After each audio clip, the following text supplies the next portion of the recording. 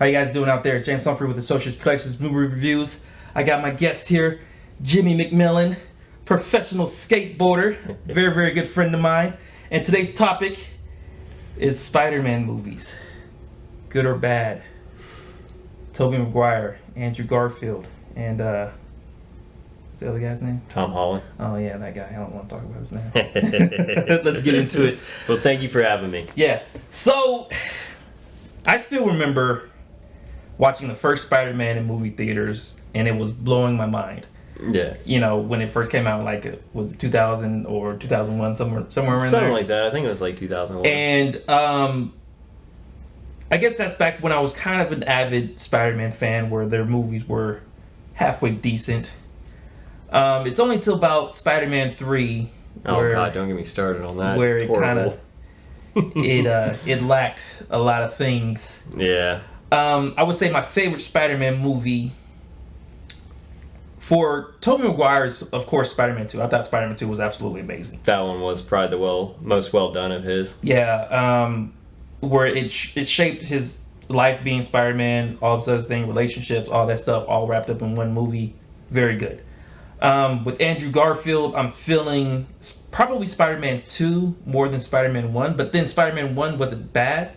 No, it was a good origin story for his version. You know, it gave him kind of a more realistic back to the comics feel. Yeah, and then retelling the story with some more detail compared to just getting bit by a spider and then becoming Spider-Man. You know what I mean? Right. It's like, woke up, oh God, I have abs. This is amazing. Yeah. And then I know that's a long pause because I don't like Tom Holland. Tom Holland, they butchered the hell out of that with him being so reliant on Tony Stark the whole way through. I mean, Spider-Man was always so much more independent, and then basically Stark was babysitting him the whole time. I'm like, come on, man. It didn't really get good till No Way Home. Like, I feel like they gave him that reboot he needed and gave him the animated it's like Spider-Man costume at the end. It's like they did his origin stories backwards. Yeah. Almost. Yeah. So, where he really became his own person finally. Spoiler alert. Here's my thing with that. I think with Tom Holland's movies is they got way too Marvel with him as a character, as the movies, where it's just like, it's a comedy, action comedy, more or less than showing the adventures of Spider-Man, how he's becoming Spider-Man, who he is, and all this other stuff. It's just like, it's like a high school movie. Yeah. You know what I mean? So like, nobody wants to watch a little kid movie of dude becoming Spider-Man, you know what I mean? And I think they promoted that more on the whole Marvel origins of whatever Marvel does with their origin stories compared to just making it a solid one-shot movie like they did with the other films. Yeah. I feel like with Andrew Garfield's Spider-Man, they picked up on things that Tobey Maguire's Spider-Man didn't, but then still lacked the things in their movies compared to where their Tobey Maguire movies picked up on. Yeah. More or less their relationships between Harry Osborn and Peter Parker in the first three compared to Andrew Garfield's. He didn't have it till the second movie. Yeah, and then it really didn't touch base on their relationship. They just says, oh, we're friends, or we used to be old friends, and then now we're fighting each other. Yeah. You know what I mean? Right. It totally, kind of sucked for me on that one. And they skipped the way it was supposed to go anyways, because his dad was supposed to be the Green Goblin, and they just pretty much skipped through that. It was like, now he's running the show for that. So. I liked how they set up the Sinister Six. Yeah. On Andrew Garfield's, Spider-Man. Because it was clear that that's the route that they were going with the Rhino, with all the different suits and things that they had set up in it. And then they had Black Cat set up as well, because Felicia. Yeah. And then it totally bombed with them not having a third one, because Andrew Garfield can't keep his mouth shut when he's talking about people. Like, it's a good way to ruin your career, but whatever. Yeah. With Tobey Maguire, I can't exactly believe him playing a young Peter Parker. He was already like in his late 20s or in his early 30s when he was doing the trilogy for the first three. Yeah. And so, I mean, me as a kid, I probably can't tell the difference, but rewatching it now, It's like seeing an old man in high school. Seeing a grown ass man in high school trying to play, this kid role. Yeah. Which, just didn't really fly. Did not really fly. Yeah. Action wise was good. Yeah. With the whole fight with Doc Ock and everything else. This is what I couldn't understand was, even though Doc Ock was, had his tentacle arms and everything else, blah this, blah that, he was still just a regular man. Yeah. You know what I mean? So when Spider-Man went out there to punch him or something like that, he would have whooped his ass. Should have knocked him the fuck out. Yeah. You know what I mean? Because he's still man. He has arms, but that didn't give him superhuman strength. So I think another thing that lacked in Tom Holland's Spider-Man's, what they do pretty much in general with all these superhero movies, is that they try to get way too realistic on their villains and things in that nature. And what I mean by that is, it's okay to have some sort of fantasy of something that doesn't make sense, or a freak accident happen to one of the characters, and that's how they get powers. I don't need like a scientific explanation on how this dude got his powers and all this other shit. You know what I mean? Yeah. So like on the second one, when Electro falls into the vat, some accident happens, and then he becomes Electro. I mean, to me that's believable, because I know nothing about electrons or protons or whatever the fuck was going on in the whole thing to begin with.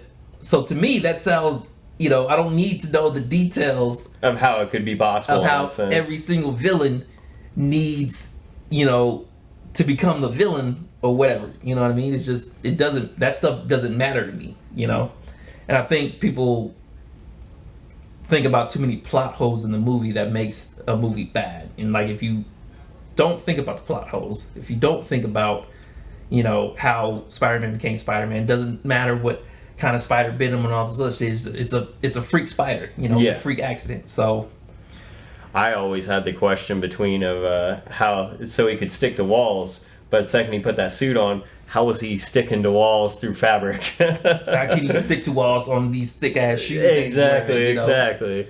So that's when you put the logic into it, and you're like, oh damn, I ruined my own superhero. But here's a good logic though. Like when they were able to make webs come out of his hands. The first one, the first three or whatever with Tobey Maguire, he didn't have his web shooters or anything like that. He just had the organic way. Had organic way of how it happens. But I don't need them to explain that to me. Yeah. In the change from the comic to whatever makes sense to me, compared to Andrew Garfield all of a sudden coming up with his own web shooters, and then you have Tom Holland Spider-Man, who again comes up with his own web shooters. But then I think you're right about how it makes him more reliant on Tony Stark, where he has all these different gadgets and everything else. You know what I mean? Yeah. It makes it seem like he's just some kid that's just running around trying to play hero. Play hero. So. Who's your favorite Spider-Man actor? It's a tough one, honestly. Like Tobey is the OG, so he was my first Spider-Man. So obviously, like, he's always going to have that like special place as Spider-Man. Mm-hmm. But I do feel like Andrew Garfield fit the bill a little bit better. You think he played a better Peter Parker or a better Spider-Man, or kind of both? He had that personality that he added to it, that kind of quirky, like, goofy, nerdy personality that like Tobey kind of had, but again, he seemed too old for the role. So I do like the chemistry between, I guess, him and Gwen. Oh yeah. Compared to Mary Jane, and it felt more forced. Oh yeah. Yeah. And then let's talk about the third one. It's okay. It was good halfway through. Was it though? I mean, the first half was okay, and then as soon as he decided to become the playboy after Venom, I mean, dude, it was just straight downhill. Straight downhill. Here's my issue. You have him as Spider-Man, people love him, all this other stuff, and then you have this fucking jealous girlfriend that is literally hating on you because you're in the spotlight compared to her acting career. The whole first act of the movie is about Mary Jane being salty about Spider-Man being okay in the public and everything. Yeah. And her acting career tanking, and then she's getting pissed off about it. So I'm gonna flirt with his best friend again. Right, and think that shit's cool. How's that shit gonna fly? You know what I mean? It's like I can't probably remember, did slapped that the bitch happen too, yeah. before the kiss or after the kiss with Gwen? Well, okay, so I can understand the kiss. I mean, I can understand the kiss. Maybe we've all been there with girlfriends, so Yeah, we like, maybe you shouldn't have there was done a that shit. situation, so maybe you shouldn't have done that. But at the same time, be getting jealous because you can't act and yeah. he's in the limelight is two different things. I also didn't think they explored the hate between Venom and Spider-Man. Yeah. You know what I mean? They tried to force that in an hour or hour and a half before he actually gets the suit. I mean, if they played it out between the three films, and I know they mentioned Eddie Brock previously in like in the I think the the first and second one. But I mean, if they wanted to explore the hate between them, they should have extended it a little bit more. You know what I mean? Because like, okay, yeah, he lost your job, he took your girl, and all this other shit. I mean, I can understand you being salty about that, but to go on full hate mode and try to kill his girlfriend, try to kill the guy over it is a little much. You know what I mean? And then, are we gonna talk about the crying? I mean, we can. Are we gonna talk about the crying? Because it seems like, okay, in Spider-Man 2, you could understand all the shit that's going on with him, his life, the apartment, barely keeping things together, whatever. Adulting sucks. Adulting. But then in Spider-Man 2, it just seems like, okay, man, you gotta suck it up, bro. You gotta man the fuck up. Like, it's you lost your girl, you're crying about that. You lost your friend, you're crying about that. And then you're crying about this whole Uncle Ben situation. You're supposed to be a superhero. It's like, man, you gotta toughen up. You're doing a lot of this shit compared to this shit. You know what I mean? It's like you gotta do. Right. Like, I don't need you. You cried every 5 minutes in the film. And see, that's why I'd like to see him go with a third Andrew Garfield Spider-Man, because he mentioned he went down a darker path in No Way Home, and I'd like to see how he took that anger and really just started laying people out, like after that with Rhino and everything. So let's talk about No Way Home. It's Tom Holland's third movie. Yeah. But it's not his. He got like 5 different appearances as Spider-Man, because you got to include the Avengers movie. Which I commend him for that, because he had his good little runtime in the Avengers movie. I like Spider-Man being in the Avengers, all this other stuff. Putting him in his third final film, or I guess it's not a final film, I don't know. They of course they set it up with another sequel. Yeah. Theoretically, they could go with a Sinister Six even with that one if they wanted to. Yeah. First off, the ending where he wants to go, talk with Mary Jane and talk with his boy, Ned, whatever the fuck his name is, and he chooses not to. Obviously, I think this is like the first time we actually get a solid, Spider-Man Peter Parker choice where he has to choose between a suit compared to his personal life. I think that's the only time, that he has to make that choice. I mean, he runs out of his prom to go fight old girl's dad. What did he do? Yeah. In the second one, he, has to make the choice to keep going on as Spider-Man compared to wanting to be with Mary Jane. But then Mary Jane clearly already knows that he was Spider-Man. So it's like, there's no hard choices in there for him to actually choose between then. I think is the only time he can actually say he's Spider-Man. Yeah. Which I guess, again, like they said, they did the whole origin story kind of backwards with, what's her name, Aunt Megan killed and all this other shit, blah this, blah that.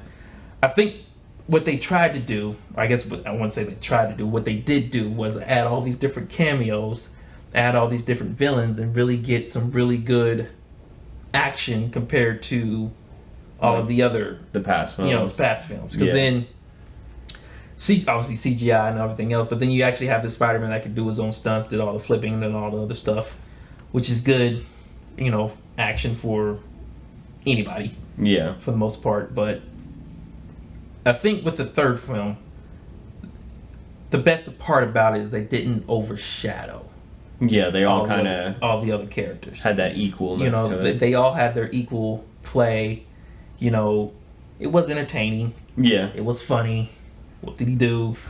Still don't like Tom Holland. I mean, for age-wise and like just kind of that character growth, I would say he was probably like best suited in that sense. It was just they made him too damn reliant on Stark. Other than that, like, if it wasn't for that, I mean, his films probably would have been flawless.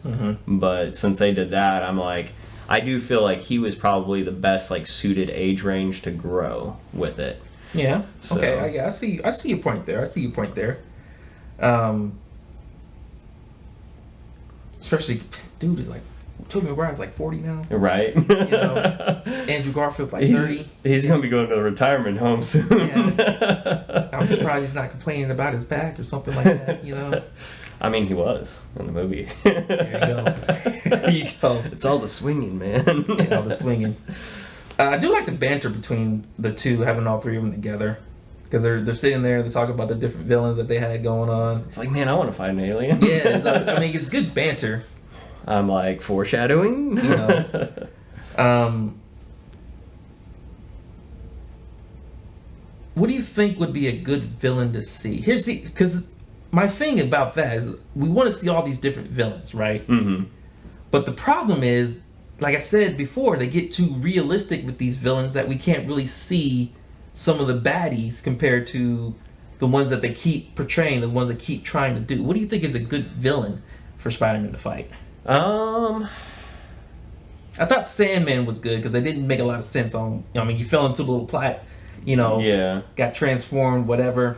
Depending on the Spider-Man, I would really like to see. I'd like to see a Scorpion in there. Scorpion. Because Scorpion was a pretty ridiculous foe for him. Mm-hmm. So, and he was originally created by J. Jonah Jameson out of spite towards Spider-Man. Mm-hmm. So I think that'd be a cool one to see. I hate Scorpions as is, but it would still be pretty dope. Yeah, that wouldn't be bad. So, I like the way they did Rhino. They had him in this really, really big suit. See, I wish they would have kind of like the old school, like how he got fused in the suit, how Scorpion did, something more genetic in that sense. Yeah. Which would be cool for Tobey's Spider-Man. Like if they did anything going forward with him. Granted, I mean, he might need a walker and a cane to do some of the stunts, but... I mean, I wish they would have did Vulture more like the way Vulture was supposed to be. Him being this very, very old guy, finds a tombstone, gets young again, and do that. And even if they would have did that with Michael Keaton's character, you know, and maybe he used some of the Chitauri stuff to make himself younger or relying on the Chitauri was that stuff. Vulture or was that... Yeah, that was Vulture. That was Vulture. In the first one. Yeah. First Tom Holland one. Okay. Was Homecoming. I think it was Homecoming, or what was it?